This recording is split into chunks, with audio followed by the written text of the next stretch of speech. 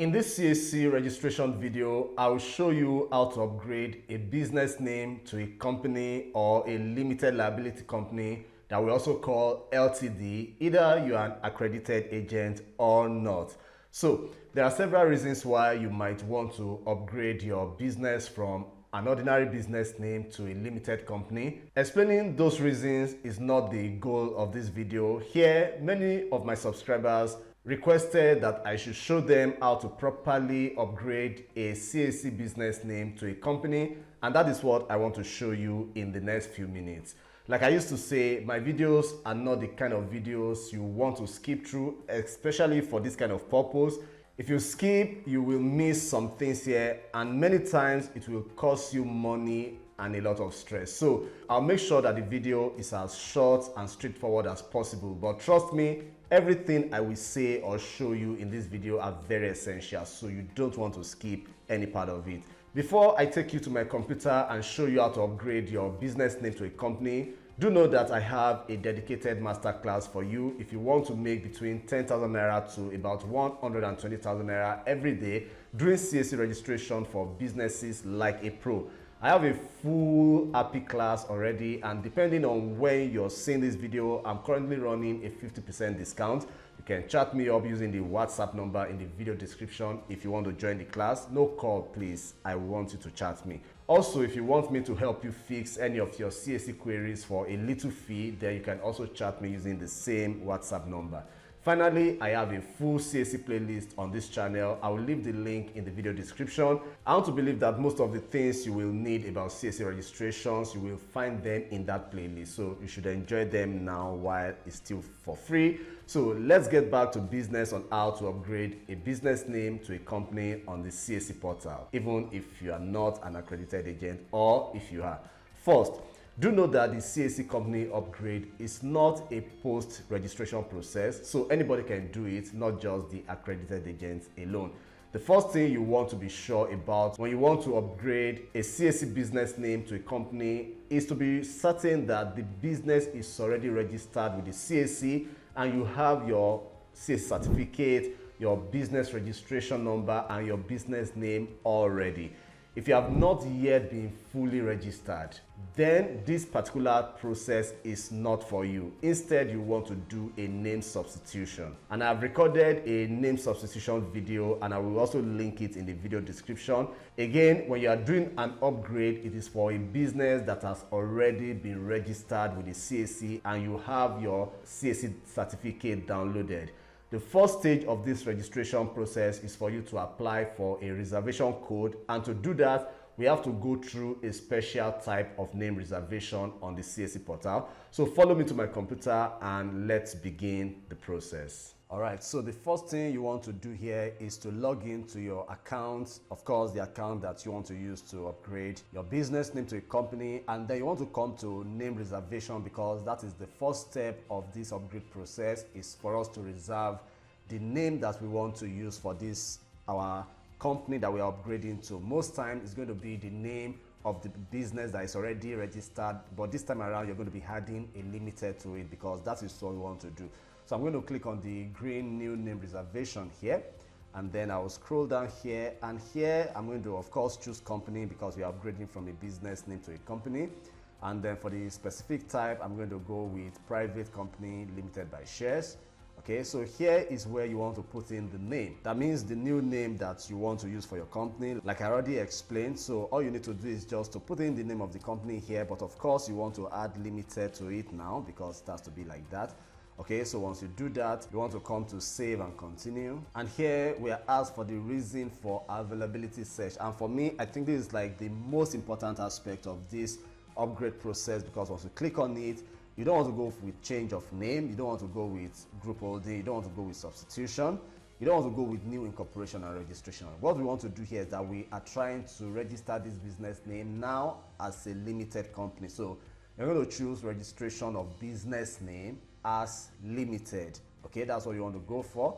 So I'm going to choose that. Okay, and here now I'm asked to search this company by the company name or availability code. Of course, if you already have a business name that is registered, once you type in that business name here, you're going to wait for this search to complete, and you can see here that the business name that is already existing will pop up. Okay, so all I need to do in this case is just to select that business name, and you can see here that the company name is here, and then you can see the RC number, which is also included. It must be included. If it's not, this registration is not going to go through. And this is one of the differences between name substitution and this particular one, because in name substitution, even when you see this RC number, it is not compulsory that you must put it here, but in this case it is compulsory. So you're going to select and put it there, and then you can come here now and apply for reservation code. So let's go ahead and do that. Okay, so once you do that, it's going to bring you to a new page. So here we are asked for the principal business activities, and I'm very sure that if you're watching this video, you should have been used to this section of this registration by now, because it comes up almost every time. Okay, and here principal business activity, again I'm going to come here and then I'm going to choose the relevant one. All right, so once I do that, here I'm asked to fill in the principal activity description. Here of course you want to provide in a better detail what this business is all about, so I'm just going to put that in here. All right, so okay, so what I'm going to do right now, just to not bore you with a lot of information, of course here I'm going to just fill in all of these details. As you can see here, there's really nothing here that need any extra explanation, so permit me to pause this video, fill this thing in, and then we continue from there. Okay, so I'm done with that. So once you finish filling that form, of course your save and continue button is going to be highlighted, so I'm just going to click on that and move to the next page. Okay, here I'm requested to fill in the witness information. Again, for you to be watching this video shows that you should have understood this aspect of this registration also. Okay, so your witness actually is anybody that can just witness that your business is existing, but the person cannot be your shareholder and the person cannot be a director of this business. Again, these addresses are just straightforward, so I'll go ahead, fill them up again, and then I'm going to continue this registration. So permit me to pause this video and then I'll do that now.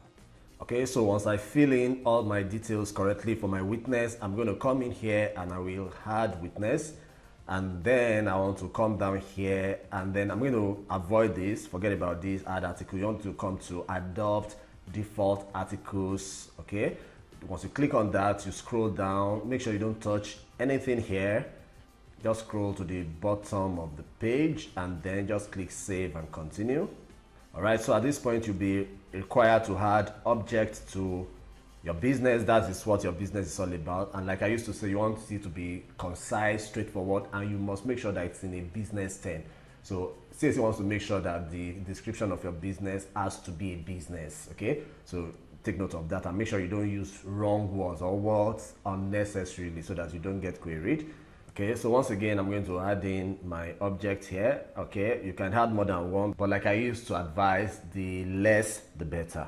The less the better. Okay, so once I'm done with that, I'm just going to click on add and then I'm going to continue. All right, so here automatically a director has been filled in for me. That is the proprietor of the business. So if in your case you want to have more than one director in your company, you can always add more director. Okay, and then if you want to add secretary to your business, you can always add them all here. So for me, I don't want all of that. I'm okay with this, so I'll just click save and continue. I think this is the last page. Okay, so here what you just want to do is to fill in the details of the owner of the business. Okay, so once again, I'll pause this video, quickly do that. Okay, so once I finish filling the form, you can see that this becomes active now, so I'm going to save and continue. Okay, so this page will be required to upload some of our documents. Like as you can see here, these are all optional, but from experience, if you don't upload your CAC certificate, I mean the certificate of the business name that you are trying to upgrade, most times they will query it. And then another very important document that you want to submit is the second document that you will always want to upload, as you can see here, is a consent letter. Okay, so you're going to prepare a consent letter and then you're going to get your copy of the business name certificate. Like I said, you can actually continue without uploading these things, but I think they are important for you to upload. So I'll go ahead and do my uploads now. And of course, you want to make sure that they are all in PDF formats. All right, so once I upload the two documents, I'm just going to click on save and continue.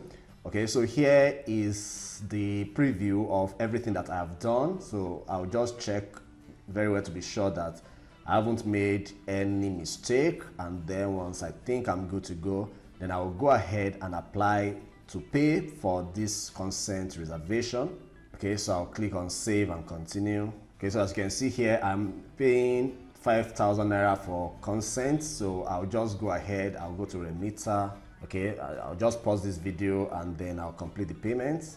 All right, so once I'm done with my payment, what happens is that this particular registration will go to the pending reservation here, and then you just watch it like you're doing for any other kind of registration, and once CAC approves it, then you can go ahead and continue the registration. So I made sure that I waited for my reservation to be confirmed by CAC. So it was reserved, I think, after 3-4 days thereabout. So let's go ahead to the second stage, which is to complete the registration now. All right, so after waiting for, I think, about 3 to 4 days in my own case, of course, your case can be faster and can be slower, okay? My application for reservation code was eventually approved. So all I need to do again is to come to this reserved section. I'm going to click on that box.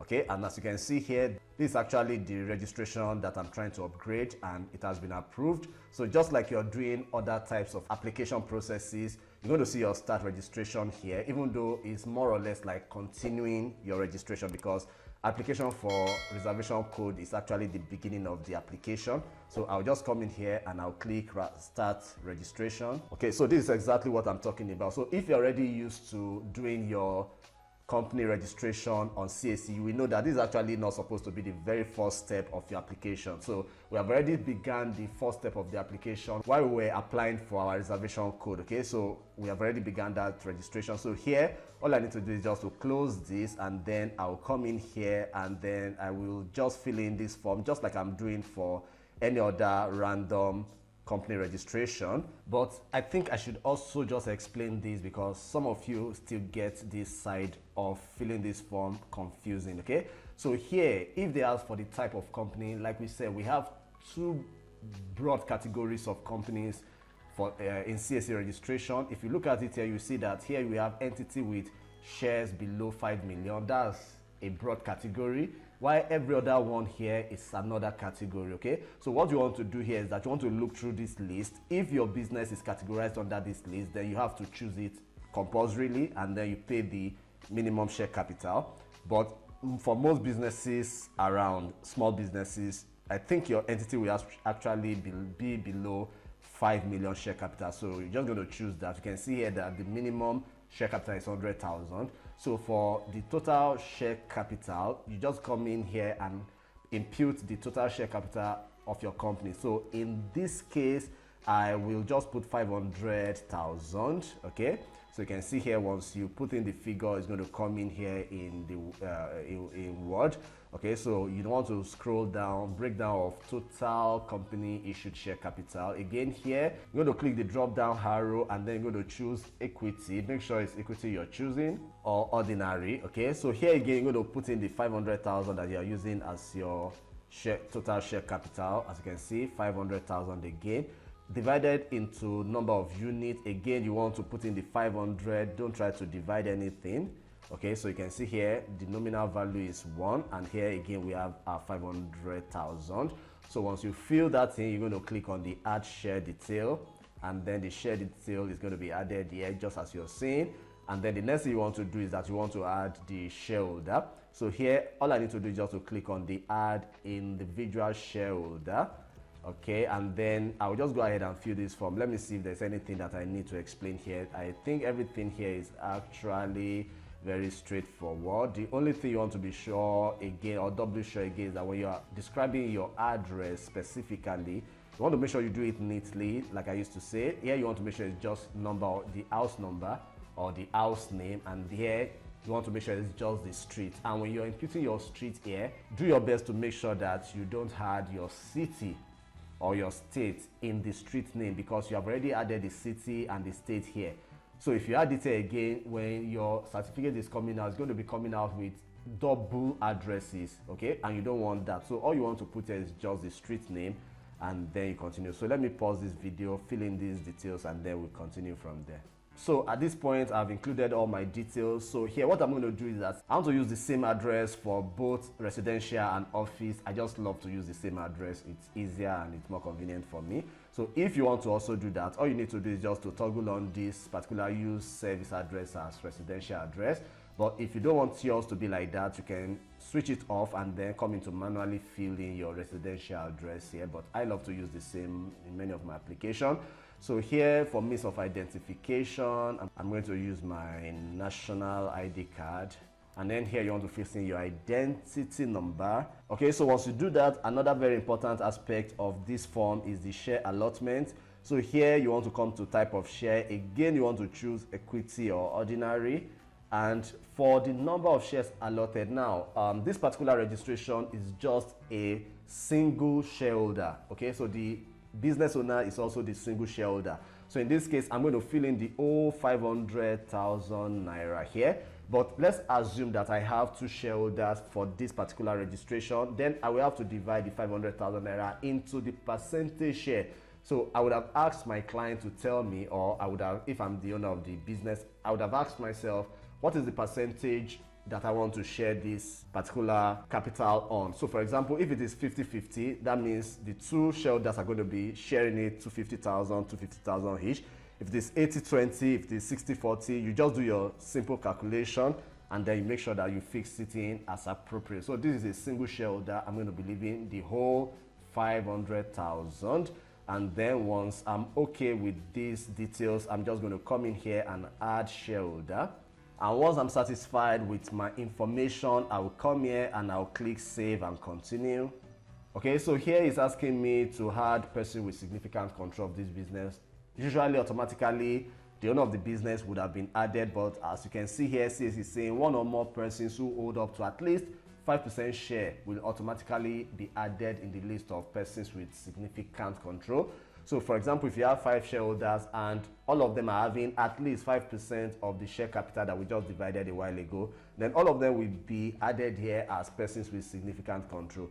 So now you can now decide that no, I don't want all of these people to be PSCs for this business. You can actually delete them and leave only you or only the principal of the business or the proprietor of the business, but you can't leave it empty. But at least it can be one person, and if it is more than one person, you can delete them and you can also leave them if you want all of them to be persons with significant control of this business. Okay, so once you are okay with that, all you need to do is just to click on save and continue.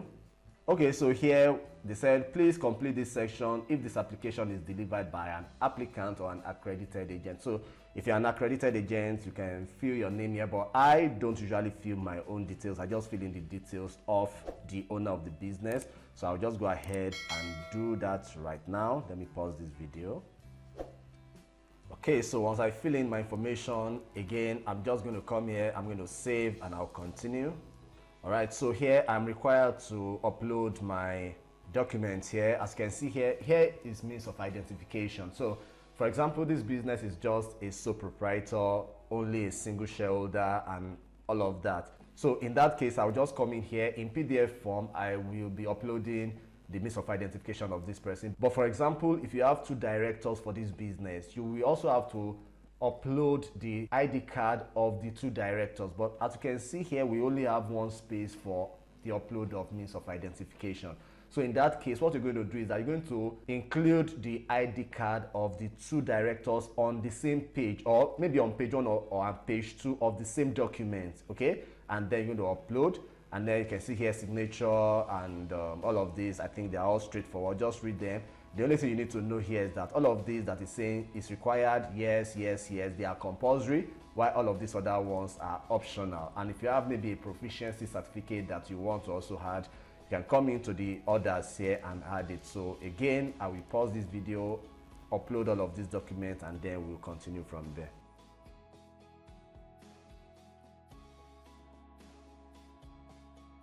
Okay, so once I'm done uploading all my documents, all I need to do now is just to scroll all the way down and then click save and continue. All right, so here is the preview of all of my registration. So what you want to do is that you want to just go through all of them and be as sure as possible that every information that you have filled in is correctly done.